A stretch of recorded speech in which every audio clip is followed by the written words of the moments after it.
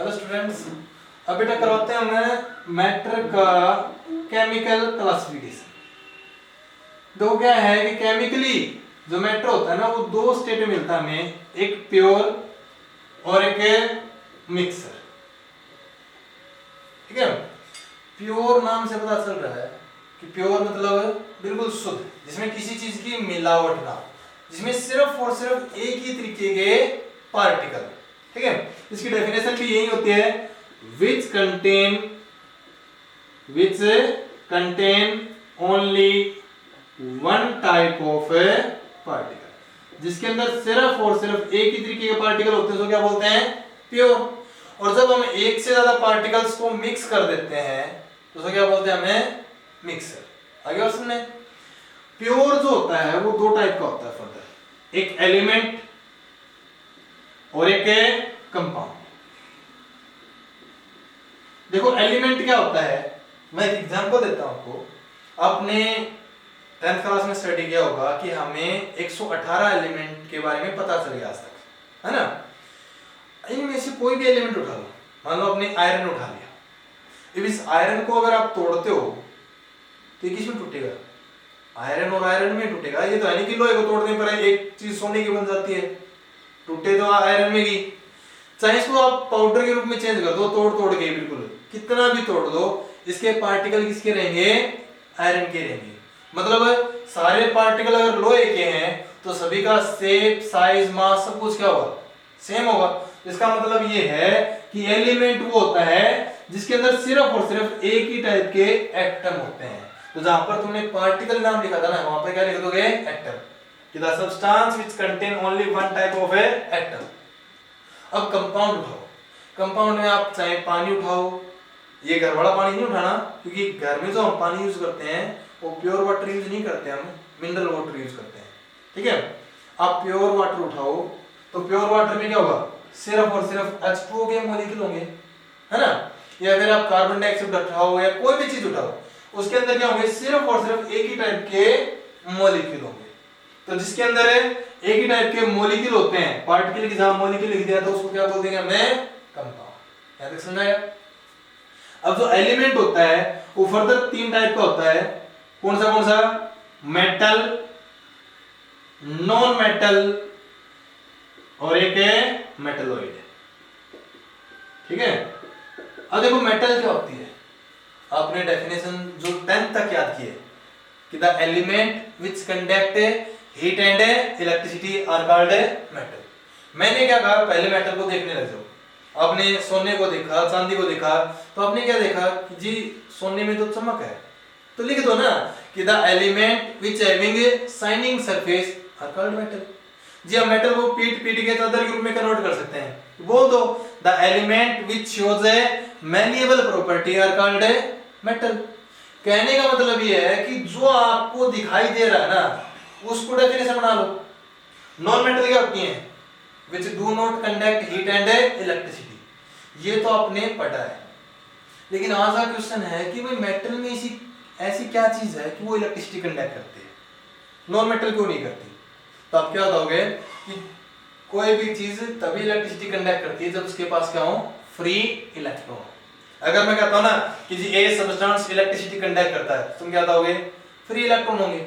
जी नहीं करता, free electron नहीं होंगे, है ना? इसका मतलब ये डेफिनेशन भी दे सकते हो कि the element which having free electrons are called metal. अब बात आती है कि हमें कैसे पता चलेगा कि इसमें फ्री इलेक्ट्रॉन है कि नहीं है? तो आप एटॉमिक नंबर से पता लगा सकते हो। कोई भी एटॉमिक नंबर बोलोगे आप, जी मान लो मैं एटॉमिक नंबर उठाता हूं 13, मैं एटॉमिक नंबर उठाता हूं मान लो 29, जो भी आप उठाते हो, ठीक है?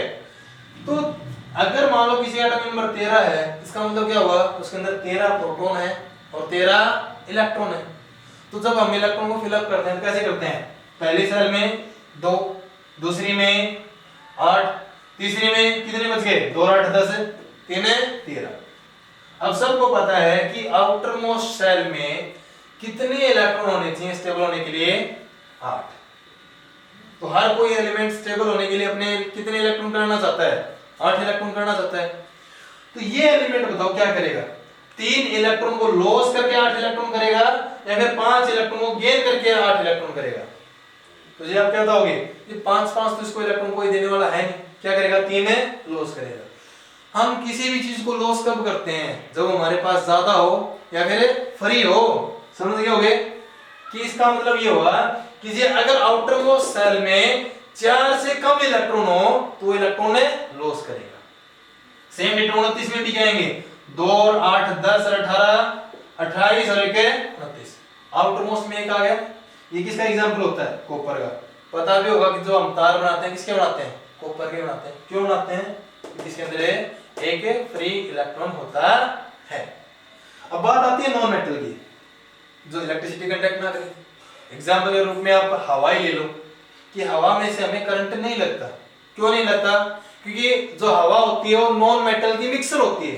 कौन सी नॉन मेटल, जी एक तो नाइट्रोजन होती है 78%, एक ऑक्सीजन होती है 21%, मैन तो यही है। तो नाइट्रोजन का एटॉमिक नंबर कितना है 7, तो पहली सेल में 2, दूसरी में 5, होने कितने चाहिए थे 8। क्या करेगा 5 लॉस और 3 गेन, जी 5 लॉस नहीं होंगे, अब तो क्या करेगा मांगेगा।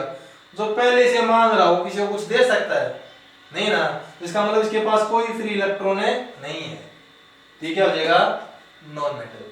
बाकी बच गया मेटलॉइड। मेटलॉइड क्या होता है, the element which can show property of both metal and non metal।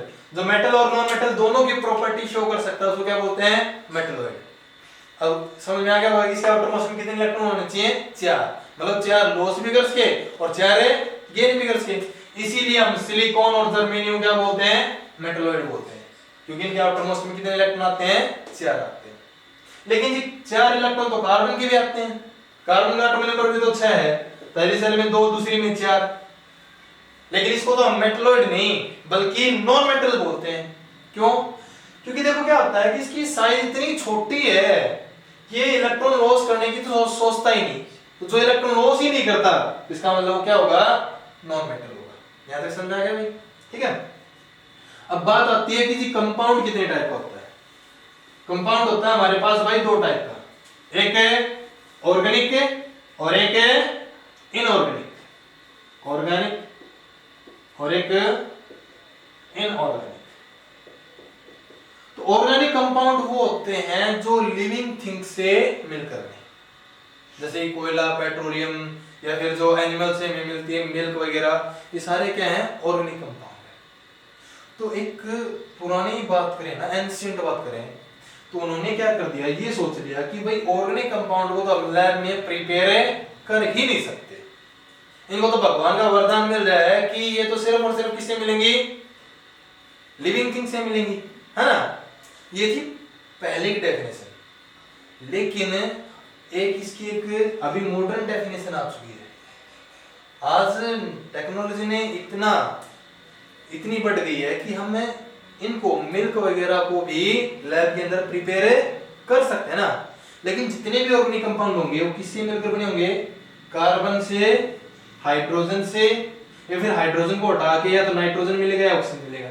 मतलब ये हुआ कि hydrogen means hydro, carbon means carbon, hydrocarbon और उसके डेरिवेटिव मतलब हाइड्रोजन को हटा के O लगा दिया, जैसे कि CH3 CH2OH है, यहाँ पर एक O आ गया है ना। तो ये क्या है, ऑर्गेनिक कंपाउंड है। तो इसकी जो मॉडर्न डेफिनेशन है ना वो क्या होता होगा, यहाँ पे hydrocarbon and its derivative are called organic. या सीधे बोल दो कार्बन से बने कंपाउंड को क्या बोलते हैं, ऑर्गेनिक। इनऑर्गेनिक क्या होते हैं, कार्बन को छोड़कर और जितने भी कंपाउंड है ना उन सभी को क्या बोलते हैं, इनऑर्गेनिक बोलते हैं, कार्बन को छोड़कर। लेकिन हाइड्रोकार्बन क्यों बोला मैंने, क्योंकि CO2 में कंफ्यूजन हो जाता है। अब CO2 तो कार्बन से मिलकर बनी है, ये ऑर्गेनिक होगी कि इनऑर्गेनिक, ये इनऑर्गेनिक है क्योंकि इसके अंदर कार्बन तो है, हाइड्रोजन तो नहीं है। ये कौन सा हो जाएगा हमारे पास है, इनऑर्गेनिक है कंपाउंड हो जाएगा। यहां तक समझ आया, ठीक है। अब बात आती है मिक्सर की। तो मिक्सर क्या होता है, खुद नाम बोल रहा है मिक्स करना, किसको, किसी को भी कर दो। जब हम 2 या 2 से ज्यादा चीजों को मिक्स कर दें तो क्या बनाते हैं, मिक्सर बना देते हैं। लेकिन अगर मान लो वो दोनों टोटली मिक्स हो जाएं तो क्या बनाएंगी, होमोजेनियस मिक्सर। और अगर मान लो मिक्स ना हो उसको क्या बोलते हैं भाई, हेट्रोजीनियस मिक्सर। ठीक है, इसका एग्जांपल बता दूं तुम्हें मैं, जैसे कि नमक है, साल्ट प्लस वाटर, तो सबको पता है कि नमक पानी में कंप्लीटली डिसॉल्व हो जाता है, तो अगर डिसॉल्व हो गया तो क्या बनाएंगे वो होमोजेनियस मिक्सर। लेकिन जो रेत है, सैंड है, वो पानी में डिसॉल्व नहीं होती ना, तो कौन सा बनाएंगे हेट्रोजीनियस मिक्सर। अब मैंने कहा था तुम अपने तरीके से बनाओ। आपने क्या देखा कि जी होमोजेनियस की क्या क्या डेफिनेशन बना सकता हूँ। सबसे पहले देखा कि जी नमक डिसॉल्व हो जाता है, तो मैं डेफिनेशन बना देता हूँ कि if substance completely dissolved in the other substance, अगर कोई चीज दूसरी चीज में कंप्लीटली डिसॉल्व हो जाए then it is called homogeneous. एक डेफिनेशन हो गई। दूसरी क्या होगी कि जी नमक पानी में डिसॉल्व होने पर पूरी तरीके से ऊपर से नीचे तक मिक्स हो जाता है, मतलब जैसी प्रॉपर्टी यहां पर है वैसी वैसी प्रॉपर्टी ऊपर आती है। ये बोल सकते हो कि if physical property remains same through out the bulk, ये जो अंदर का भाग होता है ना किसी का, वो होता है बल्क। ये पेन है, इसका बाहर का पार्ट क्या कहलाता है सरफेस, लेकिन जो अंदर का भाग है ना वो क्या कहलाता है बल्क। तो अगर बल्क में प्रॉपर्टी सेम रहती हैं उसको क्या बोलते हैं होमोजेनियस। एक और छोटी डेफिनेशन दे सकते हो कि यहाँ पर कंपोजिशन ऊपर से नीचे तक सेम तो रहती है ही, इसको हम बोलते हैं फेज, कि जिसमें जी एक ही तरीके का फेज हो, जिसमें which contain only one type of A phase, उसको क्या बोलते हैं होमोजेनियस। तो हेट्रोजेनियस क्या देगा जी, हेट्रोजेनियस में तो अगर रेत मिला दे तो रेत तो नीचे हो जाएगी और पानी ऊपर हो जाएगा, मतलब ये अलग फेज है और ये अलग फेज है। तो which contain more than one phase, तो अगर मान लो which contain more than one phase, जिसके अंदर एक से ज्यादा फेज हो जाते हैं उसको क्या बोलते हैं हेट्रोजेनियस। अब यहाँ पर एक एग्जांपल और ले सकते हो, जैसे कि ऑयल और वाटर है, सबको पता होता है कि ऑयल मिक्स नहीं होता है और डेंसिटी कम होने से ऊपर आ जाता है और पानी की डेंसिटी ज्यादा होने से नीचे रहता है। 9वीं 10वीं तक ये चीजें बहुत सीखी है ना, ये सारी चीजें आएंगी कि पानी के ऊपर तैरता कौन है जिसकी डेंसिटी कम हो, पानी में डूब कौन जाता है जिसकी डेंसिटी ज्यादा हो। तो हो गया ना, यहाँ से लेकर यहाँ तक अलग फेज, ऊपर है अलग फेज, हो गया ना। जिसके अंदर एक से ज्यादा फेज होता है उसको क्या बोलते हैं हमें हेट्रोजीनियस मिक्सर बोलते हैं। आगे बात समझे। कल हम करते हैं मिक्सर और कंपाउंड के बीच में डिफरेंस और एक मॉलिक्यूल्स के टाइप।